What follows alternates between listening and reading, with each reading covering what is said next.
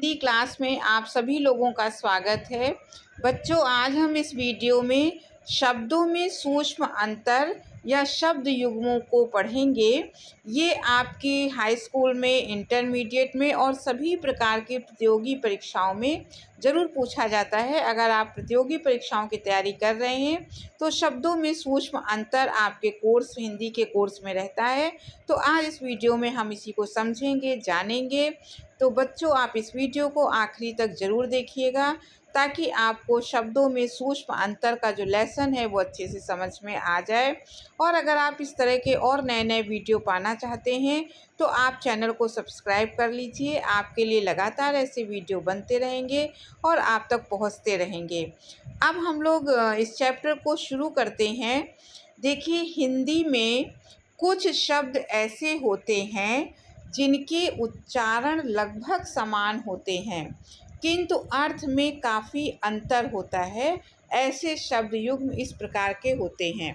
तो आप इस जो परिभाषा से पढ़ने से ही समझ में आया कि आपने देखा होगा हिंदी में कुछ शब्द ऐसे होते हैं, दो शब्द ऐसे होते हैं जिनको बोलने में, उच्चारण करने में लगभग एक जैसे होते हैं। उन दोनों शब्दों में बहुत ही सूक्ष्म अंतर, सूक्ष्म माने थोड़ा, बहुत ही थोड़ा अंतर होता है। और लेकिन जो उसके अर्थ होते हैं उसके अर्थ में बहुत ही ज़्यादा अंतर होता है।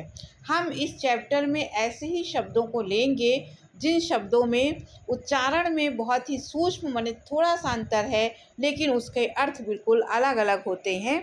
इसको उदाहरण के द्वारा अगर समझें तो एक आप उदाहरण देख लीजिए। एक शब्द होता है अनल और दूसरा शब्द होता है अनिल। अगर आप इसका उच्चारण देखिए तो अनल, अनिल में केवल इतना अंतर है कि ना में इसमें कोई मात्रा नहीं है और अनिल में ना में छोटी की मात्रा है। बाकी कोई अंतर नहीं है। एक साथ सुनने में ऐसा लगता है कि एक ही चीज़ बोली जा रही है, अनल, अनिल। लेकिन अगर दोनों के अर्थ गहराई से देखे जाएँ तो अर्थ बहुत ही अलग होते हैं। जैसे अनल माने होता है आग और अनिल माने होता है हवा। अब देखिए, अर्थ में देखिए आग एकदम अलग है और हवा बिल्कुल अलग है। तो इसका मतलब जो शब्द हैं अनल और अनिल, दोनों में तो बहुत ही सूक्ष्म थोड़ा सा अंतर है लेकिन उसके अर्थ में काफ़ी अंतर। तो ऐसे शब्दों की जोड़ियों को शब्द युग्म कहा जाता है और इस चैप्टर में उसी को पढ़ना है और परीक्षा में यही आता है।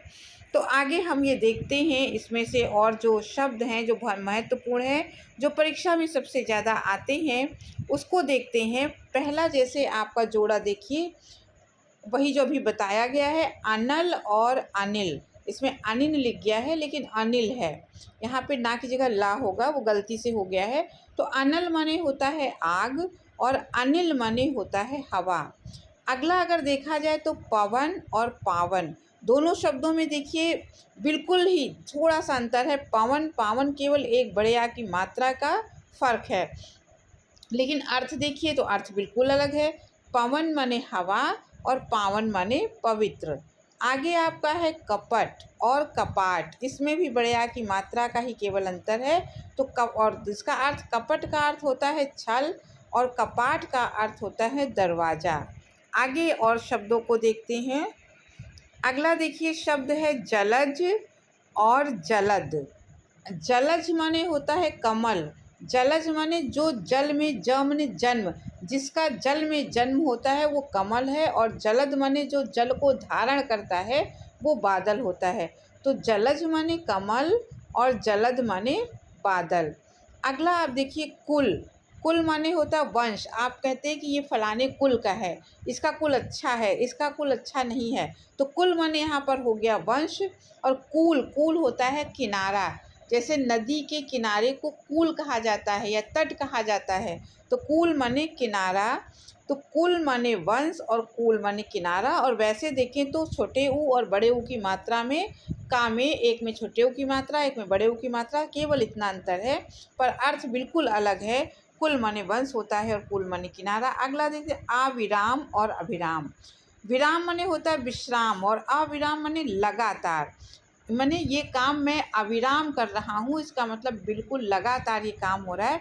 तो अविराम माने लगातार, अभिराम माने होता है सुंदर। आगे देखिए, परुष और पुरुष केवल एक मात्रा का अंतर है, और परुष माने होता है कठोर और पुरुष माने होता है आदमी। अब आगे शब्दों को देख लेते हैं। आगे है आय और आयु।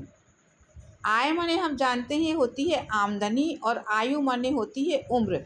और वैसे देखा जाए तो केवल एक मात्रा का अंतर है आय और आयु में, दोनों में बहुत ही सूक्ष्म अंतर है, लेकिन उसका जो अर्थ है, आय का अर्थ आमदनी और आयु का उम्र। अगला है जलद और जलधि। अभी ऊपर एक बार जलद आ चुका है, तो जलद माने जो जल को धारण करता है, तो यहाँ पे जलद माने हो जाएगा बादल, और जलधि, जलधि कहते हैं समुद्र को। तो यहाँ पर अर्थ आपका हुआ बादल और समुद्र।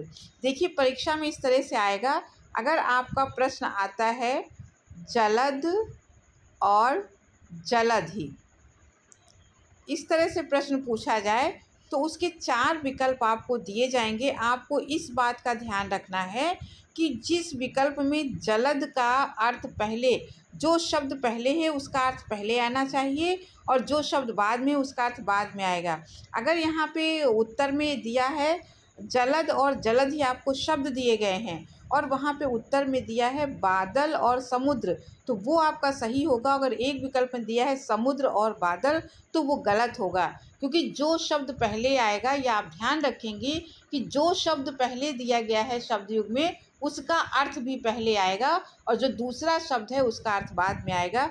आप इस तरह से करेंगे तभी आपका सही होगा।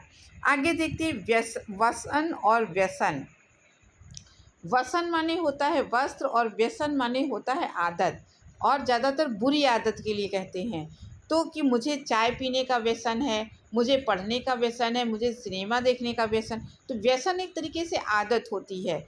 वसन माने वस्त्र और व्यसन माने आदत। अब आगे के शब्दों को देख लेते हैं, इस तरफ कौन से शब्द हैं। अगला आप देखिए, अंश और अंश। केवल शब्दों में सूक्ष्म अंतर है, केवल 2 शब्द हैं, अंश और अंश, एक मात्रा का केवल शब्द अर्थ उसमें भिन्नता है, लेकिन अंश माने होता है भाग। जैसे कोई भी सामान होता है, ये मेरा हिस्सा है, मेरा भाग है, उसको कहते हैं अंश, और अंशु माने होता है किरण। अगला है स्वर्ण और सवर्ण। स्वर्ण माने हम समझते हैं सोना होता है, सबको पता है, और सवर्ण कहते हैं उच्च जाति को, ये सवर्ण जाति का है। तो स्वर्ण माने सोना और सवर्ण माने उच्च जाति का। बात और बात, तो बच्चों बात और बात में बा और वा का ही अंतर है। तो बात माने होता है बातें, जो हम बातें करते हैं उसको बात कहते हैं, और बात माने होता है हवा। आगे देखते हैं, आगे इसमें दिया गया है अन्न और अन्य। अन्न हम सब भी जानते हैं कि अन्न माने अनाज होता है, और अन्य माने दूसरा, माने वो व्यक्ति कोई अन्य था, इसका मतलब दूसरा था। तो अन्य माने दूसरा, और अन्न माने अनाज। अचार माने अचार और आचार, देखिए एक मात्रा का केवल डिफरेंस है। तो अचार माने मुरब्बा, और आचार माने आचरण। फिर अगला है अभय और उभय। अभय माने निडर, माने जिसको भय ना हो उसको अभय कहा जाता है, उसको निडर कहते हैं। और उभय माने दोनों, जैसे 2 लोगों को एक साथ नाम लेना है, तो अलग अलग राम और श्याम ना कह के उभय हम कह सकते हैं। उभय माने दोनों पक्ष उसमें देखे जाते हैं। आगे देखते हैं, 17वां है आपका अम्बुज और अम्बुद। अब अम्बुज, अम्ब माने भी जल होता है, जल में जिसका जन्म होता है उसका मतलब कमल। और अम्बुद, जो अम्बु माने जल को धारण करता है, वो बादल होता है। तो अम्बुज माने कमल, और अम्बुद माने बादल। अगला देखते हैं हरि और हर। ये 2 देवताओं के लिए कहा गया। हरि कहते हैं विष्णु को, और हर कहते हैं शिव को। तो हरि और हर में ज़्यादा अंतर नहीं है, लेकिन हरि माने विष्णु होता है, और हर माने शिव होता है। द्रव और द्रव्य। अब यहाँ पर हम देखते हैं, द्रव होता है कोई भी तरल पदार्थ, जो बहने वाला पदार्थ होता है उसको द्रव कहते हैं। द्रव माने तरल पदार्थ, और द्रव्य माने होता है धन संपदा। आगे अंतिम देखते हैं, अवलंब और अविलंब। आखिरी का दिया हुआ है, अवलंब माने होता है सहारा, और अविलंब माने विलंब जिसमें ना किया जाए, शीघ्र। तो बच्चों आपको ये अच्छे से चैप्टर समझ में आ गया होगा कि शब्दों में किस प्रकार से सूक्ष्म अंतर होता है और हम उसको किस तरीके से इस प्रश्न को सही कर सकते हैं। बस केवल आपको यही समझना है कि जो शब्द युग्म आपसे परीक्षा में पूछा जाए वो जिस सीक्वेंस में हो, जो शब्द पहले हो उसका अर्थ भी पहले आना चाहिए, जो शब्द दूसरा है उसका अर्थ बाद में आना चाहिए। अगर शब्दों में परिवर्तन अर्थ में कर देंगे तो वहाँ पर आपका गलत हो जाएगा। तो बच्चों वीडियो अगर आपको अच्छा लगा हो तो सब्सक्राइब ज़रूर कीजिएगा, लाइक कीजिएगा, अपने दोस्तों को अधिक से अधिक शेयर कीजिएगा। अब इस वीडियो को यही समाप्त करती हूँ। अगले वीडियो में फिर किसी टॉपिक के साथ मिलूँगी, तब तक के लिए धन्यवाद।